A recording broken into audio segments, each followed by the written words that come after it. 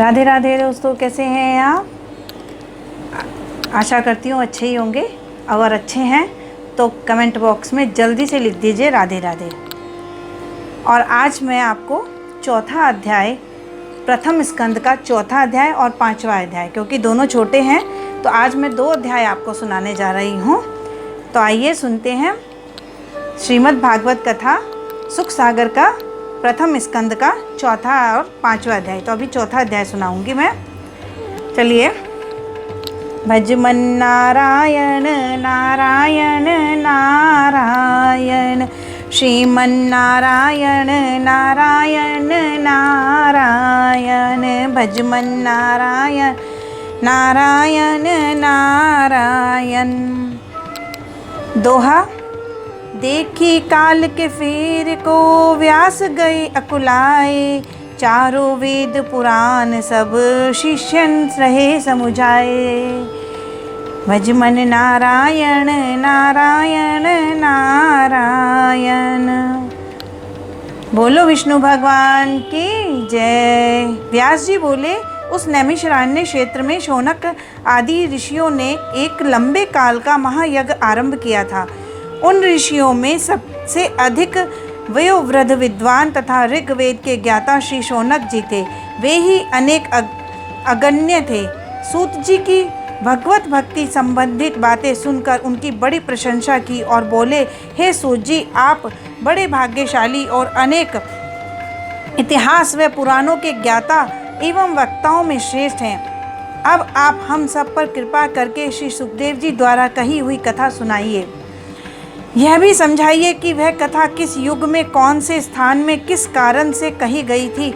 श्री वेद व्यास जी ने किसकी प्रार्थना पर परमहंस संहिता बनाई थी। श्री सुखदेव जी बड़े योगी, समदर्शी और संसार के माया जाल से दूर रहने वाले हैं। वे सदा मूढ़ पागल से बनकर छिपे रहते हैं। उनका तेज, यश और योग निष्ठा अपने पिता वेद व्यास जी से भी अधिक है। और एक समय जब श्री सुखदेव जी संन्यास के हेतु घर से निकल पड़े थे, उस समय श्री वेद व्यास जी बेटा बेटा कहकर उनका पीछा कर रहे थे। उस समय एक जलाशय में कुछ स्त्रियां नंगी नहाकर स्नान कर रही थी।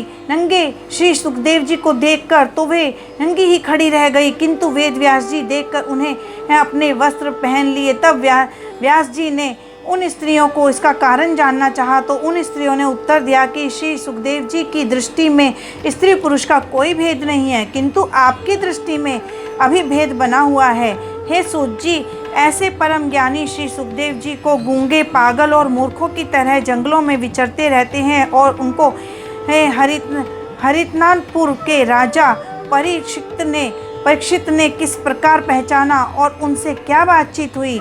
जो श्री सुखदेव जी गो दोहन काल तक ही गृहस्थ के दरवाजे पर ठहरते हैं और इस ग्रह को तीर्थ रूप बना देते हैं। वे किस प्रकार राजा परीक्षित के यहाँ 7 दिन तक ठहरे। राजा परीक्षित भगवान के बड़े भक्त थे। उनके जन्म कर्म का वर्णन हमें सुनाइए। उन्होंने किस कारण में इतनी छोटी अवस्था में संपूर्ण राज्य लक्ष्मी को त्याग कर गंगा तट पर मृत्यु पर्यंत अनशन व्रत ले लिया। सूत जी बोले, हे शौनक जी, इस द्वापर युग में पराशर ऋषि महर्षि के अमोघ वीर्य से सत्यवती के गर्भ से महर्षि व्यास जी का जन्म हुआ। एक समय व्यास जी सरस्वती नदी में स्नान आदि नित्य कर्म करके एकांत स्थान में विराजमान थे। वे त्रिकालज्ञ थे। उनकी दिव्य दृष्टि कभी चूकने वाली नहीं थी। उन्होंने जान लिया कि कलयुग में धर्म क्षीण हो जाएगा, संपूर्ण भौतिक वस्तुएं शक्तिहीन हो जाएंगी, मनुष्य नास्तिक हो जाएंगे, वे अल्प आयु होकर कर्तव्यहीन होंगे। इसलिए उन्होंने यज्ञों के विस्तार हेतु वेद के 4 भाग कर दिए। जिसमें कम बुद्धि वाले तथा उनकी स्मरण शक्ति कम है, वे भी वेदों का अध्ययन कर सके। एक विशाल वेद का संगोपांग स्मरण रखना अति दुस्तर होने के कारण ही उन्होंने वेद को 4 विभागों में विभाजित कर दिया, जिसका नाम ऋग्वेद, यजुर्वेद, सामवेद और अथर्ववेद रखे। 5वां वेद इतिहास पुराणों को माना। ऋग्वेद अपने शिष्य पैल को पढ़ाया, सामवेद जैमिनी शिष्य को पढ़ाया और यजुर्वेद वैशंपायन शिष्य को पढ़ाया और अथर्ववेद समंतु मुनि को पढ़ाया। इतिहास पुराणों को मेरे पिता मेरे पिता रोम हर्षण को पढ़ाया। वेद व्यास जी के इन शिष्यों ने अपनी बुद्धि के अनुसार इन वेदों के बहुत ही सी शाखाएं और उपशाखाएं बनाई। इन वेदों को स्त्री, शूद्र और पापी मनुष्य सुनने के अधिकारी न होने के कारण श्री व्यास जी ने उन्हीं का सार रूप एक पंचम वेद महाभारत इतिहास का निर्माण किया, जिसको सभी स्त्री शूद्रादि पढ़कर वेदोक्त कर्म का आचरण कर सकते हैं। हे शौनक जी, श्री वेद व्यास जी ने ऐसे अपूर्व ग्रंथ महाभारत इतिहास की रचना की, किंतु फिर भी उनके हृदय को संतोष प्राप्त न हुआ। वे खिन्न मन होकर सरस्वती के पवित्र तट पर एकांत स्थान में बैठकर बड़े दुख होने के कारण मन में अनेक प्रकार के विचार करने लगे कि मेरी खिन्नता के कारण क्या कारण है। मैंने संपूर्ण वेदों का अध्ययन किया है, गुरुजनों की सेवा की है, वेदों का अर्थ भी सरल कर दिया है, लोकहित के लिए सब वेदों का सार महाभारत ग्रंथ भी रच दिया है, किंतु न जाने अब कौन सा कार्य मेरे करने के लिए शेष रह गया है। इसीलिए मेरा मन खिन्न है। जब व्यास जी इस प्रकार अपने मन में महान दुखी हो रहे थे कि उसी क्षण सरस्वती के तट पर श्री नारद जी पधारे। नारद जी को देखकर वेद व्यास जी ने बड़े प्रसन्न हुए और बड़े आदर्श भाव से उन्हें आसन दिया और इस प्रकार बोले कि हे नारद जी, आप ब्रह्मा जी के पुत्र हैं, आप सर्वज्ञ हैं, आप मेरे हृदय के दुख को जानने में समर्थ हैं, अतः मेरे दुख को दूर करने की कृपा कीजिए। चौथा अध्याय यहीं पे ही हम विश्राम लेंगे, प्रथम स्कंद का, और पांचवा अध्याय में आप शुरू करूंगी। भज मन नारायण नारायण नारायण, श्रीमन नारायण नारायण नारायण, अच्युतं केशवं राम नारायणं, कृष्ण दामोदरं वासुदेव हरिं, श्रीधरं माधवं गोपिकावल्लभं, जानकी नायकम रामचंद्रम वजे। बोलो ठाकुर जी महाराज की जय। पांचवा अध्याय आरंभ कर रहे हैं, जिसका दोहा है। जिहि करनी नारद मुनि भय संत अब आए, अपने पूर्व जन्म की कथा कहीं समझाए। बोलो ठाकुर जी महाराज की जय। सूत जी बोले, श्री व्यास जी, इस प्रकार दुख भरी बातें सुनकर नारद जी मुस्कुरा कर बोले, हे व्यास जी, आप बड़े जिज्ञासु और वेदों के ज्ञाता हैं। आपने पंचम वेद महाभारत का निर्माण बड़ा ही अलौकिक किया है। वेदांत सूत्रों को आपने रचा, आप उनका भली प्रकार अध्ययन किया है, किंतु फिर भी आप अति खिन्न हैं। इसका कारण यह है कि आपने यह सब कुछ करते हुए भी भगवान के पवित्र यश का वर्णन बहुत ही कम किया है। वह ज्ञान जिससे भगवान की प्रसन्नता ना हो, उनके यश का वर्णन ना हो, भक्तजनों का भला ना हो, वह अधूरा ही है।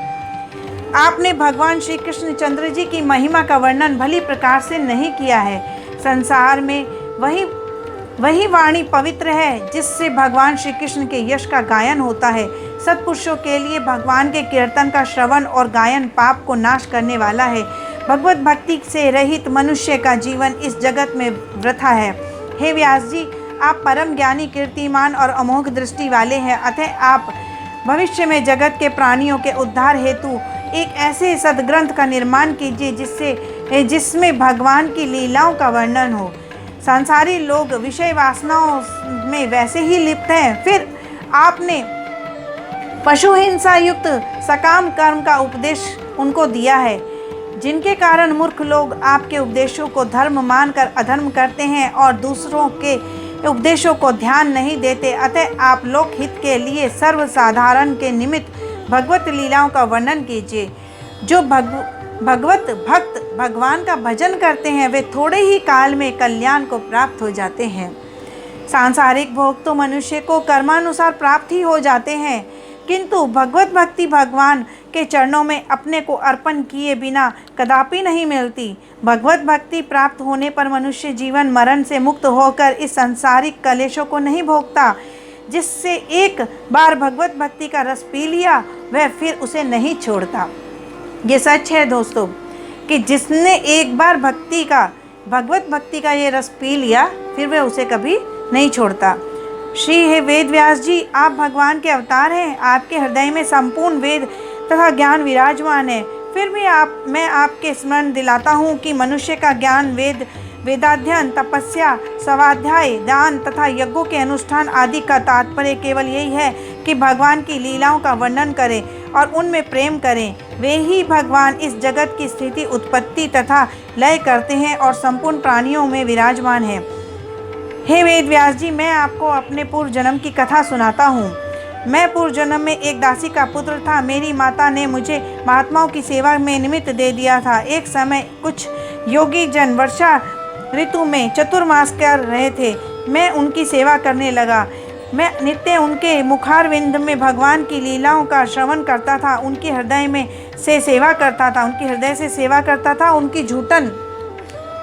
जूठन का बचा हुआ ही अन्न और उनकी आज्ञा से ही खाता था।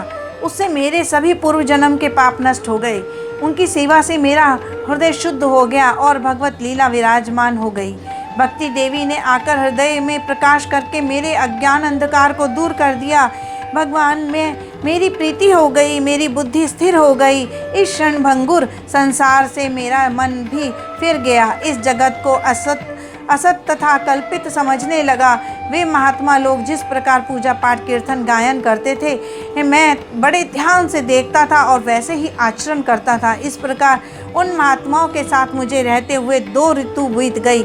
इतने दिनों में मेरे रजोगुण तपोगुण सब नष्ट हो गए और शुद्ध भगवत भक्ति का हृदय में उदय हो गया। तब उन महात्माओं ने मुझे अपना आज्ञाकारी सेवक और भगवत भक्त समझकर भगवान के गुप्त रहस्य का उपदेश दिया। उन्होंने मुझे वह ज्ञान समझाया जिसका निरूपण भगवान श्री कृष्णचंद्र ने गीता में किया है। उसी ज्ञान से मैं भगवान श्री कृष्ण की माया में तथा उनके स्वरूप को जान सका। उसी से परम पद की प्राप्ति होती है। हे वेद व्यास जी, अपने संपूर्ण कर्मों को भगवान के अर्पण कर देना ही दैविक और दैहिक तथा भौतिक तापों का नष्ट कर देता है। हे वेद व्यास जी, जिस पदार्थ के सेवन से रोग उत्पन्न होता है, उसी पदार्थ को यदि विधिवत सेवन किया जाए तो उत्तम स्वास्थ्य भी कर देता है तथा रोग को दूर कर देता है। ऐसे ही मनुष्य कर्म तो निरंतर करता है, किंतु उनमें अपना हेम भाव, कर्तव्य परायण त्याग कर भगवान के अर्पण करता रहे तो कर्मपन नष्ट हो जाता है। कर्म के पूरे फल का फल उसे प्राप्त नहीं होता, उसे उत्तम ज्ञान की प्राप्ति होती है। जो मनुष्य भगवान के स्वरूप का ध्यान करते हैं, उन्हें नमस्कार करते हैं, प्रद्युम्न, अनिरुद्ध तथा संकर्षण सहित भगवान के चारों रूपों का ध्यान करके नमस्कार करते हैं, वे ही परम ज्ञानी तथा मुक्ति का फल प्राप्त करते हैं। हे वेद व्यास जी, मेरी परम भगवत भक्ति को देखकर भगवान श्री कृष्णचंद्र ने मुझे आत्मज्ञान, ऐश्वर्य तथा अपनी प्रेम भक्ति प्रदान की। हे व्यास जी, आपका ज्ञान अमोघ है। आप भी भगवान की प्रेममयी लीलाओं तथा उनके पवित्र यश का वर्णन करके अपने हृदय के दुख को मिटाइए। भगवान के चरित्र वर्णन से आपके हृदय का दुख दूर होगा, किंतु सारे जगत के प्राणियों का दुख दूर होकर उन्हें शांति मिलेगी। यही उत्तम उपाय है। सुख सागर का 5वां अध्याय भी हम यहीं पे विश्राम लेते हैं। 6ठा अध्याय आपको प्रथम स्कंद का और 7वां मैं आपको कल सुनाऊंगी। भजमन नारायण नारायण नारायण, श्रीमन नारायण नारायण नारायण, अच्युतं केशवं राम नारायणं, केशदामोदरं वसुदेव हरिं, श्रीधरं माधवं गोपिकावल्लभं, जानकी नायकं रामचंद्रं भजे। बोलो श्री कृष्ण भगवान की जय, ठाकुर जी महाराज की जय।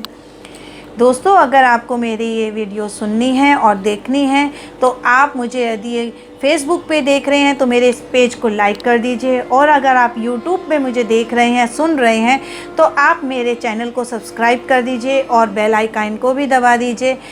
वो इसलिए कि ताकि मेरी ये श्रीमद् भागवत कथा सुख सागर आपको पास सुबह सुबह पहुंच जाए बिना उसके रुकावट के। अगर आप इसको सब्सक्राइब करते हैं तो सुबह आपको मेरा नोटिफिकेशन मिल जाएगा और आपको मेरी भागवत सुनने को मिलेगी। राधे राधे।